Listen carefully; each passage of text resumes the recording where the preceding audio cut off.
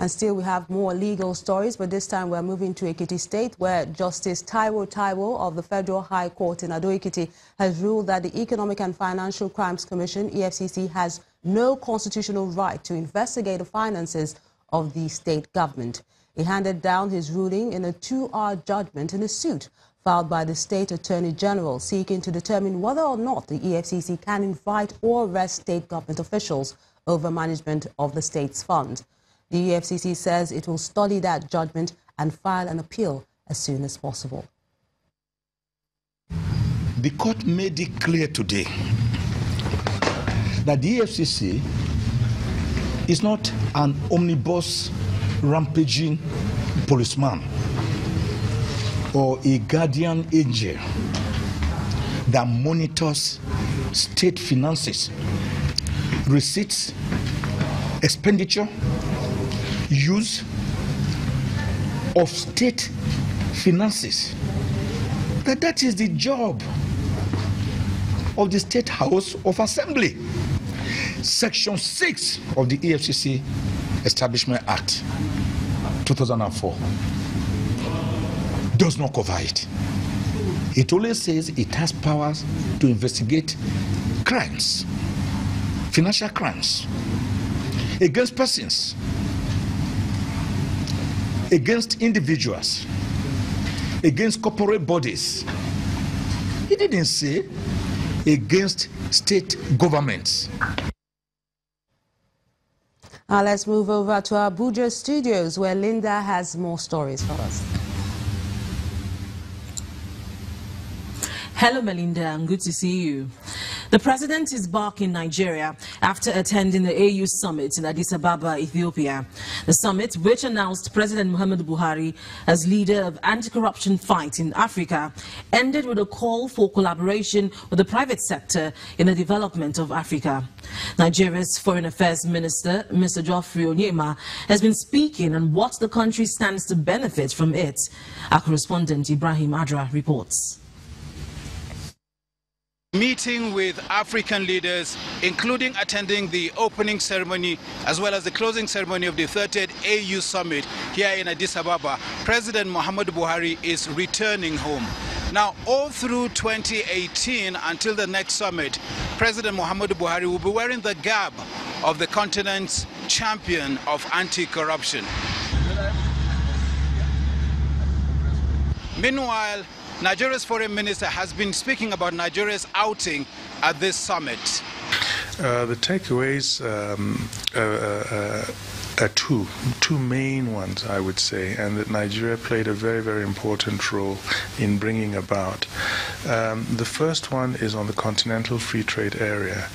We firmly believe in African integration, and we believe that a free trade area for Africa would be a game changer economically for the continent.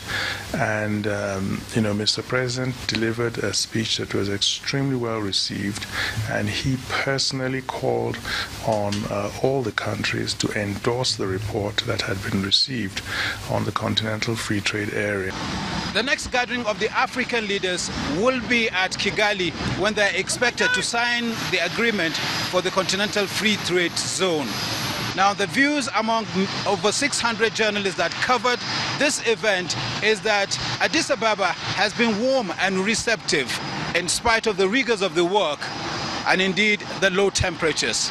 From the Bole International Airport in Addis Ababa, Ibrahim Adra, Channels Television News. There is need to accelerate steps towards the actualization of sustainable development goals in Nigeria. The director of United Nations Information Center in Lagos, Ronald Kayanja, said this during a courtesy visit to Channels Television headquarters in Lagos.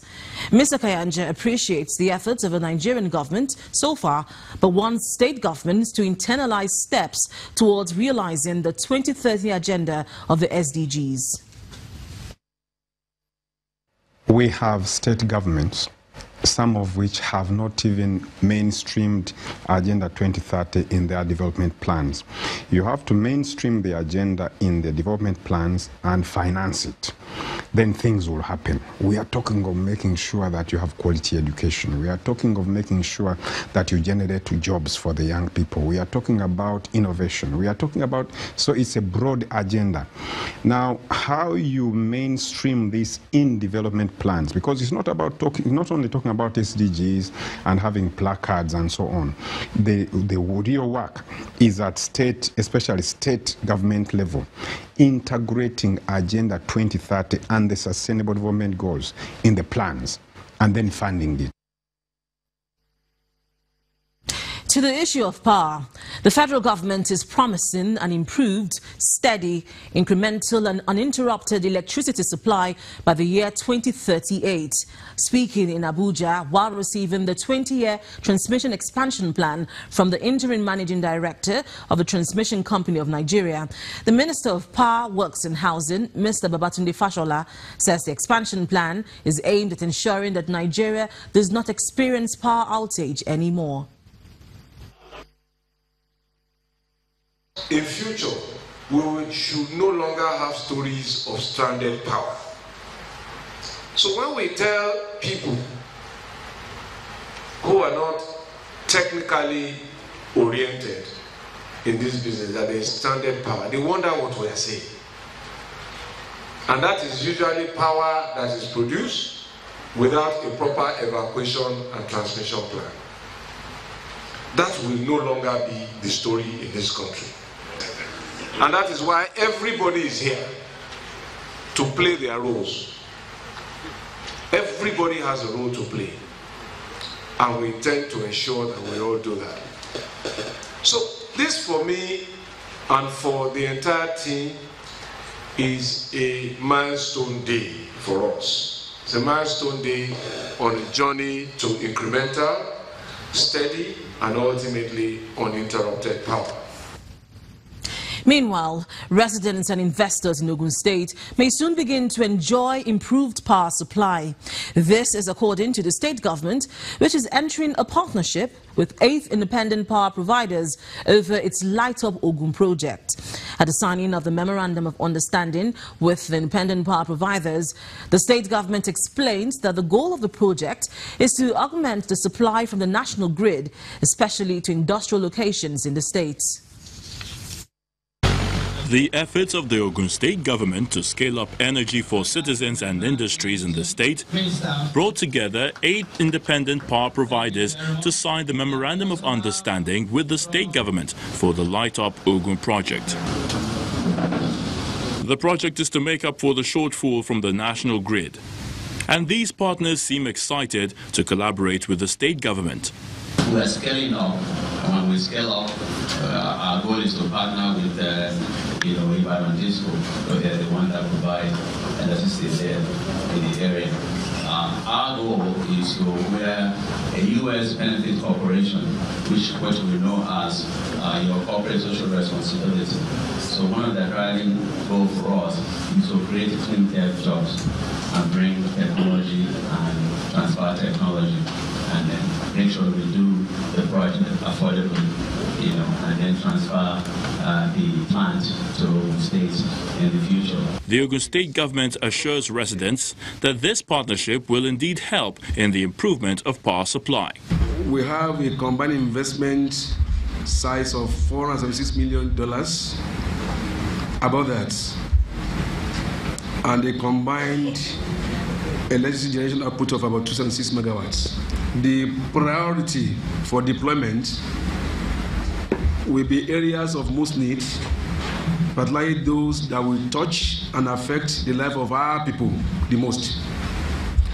I have in mind the hospitals, the educational institutions, the police.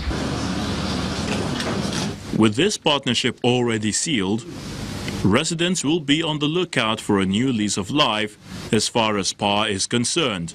And the state government's assurance is that that expectation is taken care of. And that's all from Abuja. Back to you, Melinda. Many thanks, Linda. And we're returning back to security matters now. The attacks in Benue State seem not to have abated A staff of the Nigerian National Petroleum Corporation, NNPC, has been killed with 2 others injured in Guma local government area. The medical officer at Jangida General Hospital told Channels Television that the NNPC officials brought the body to the hospital, while the injured were referred to the Benue State University Teaching Hospital. Bonko is a 5-year-old boy in serious pain. He is the victim of an attack by suspected herdsmen in Tokula village in Guma local government area of Benue State on Tuesday the 29th. He is not alone. Jacob is also receiving treatment. The Chief Medical Director of the Benue State University Teaching Hospital speaks on their condition. For the ones we received, we are working on them. I think we are hopeful that their lives are not in immediate danger now. Jacob narrates the ordeal and how a worker attached to the Nigerian National Petroleum Corporation was killed. There were some people, those company people that do look for search for fuel.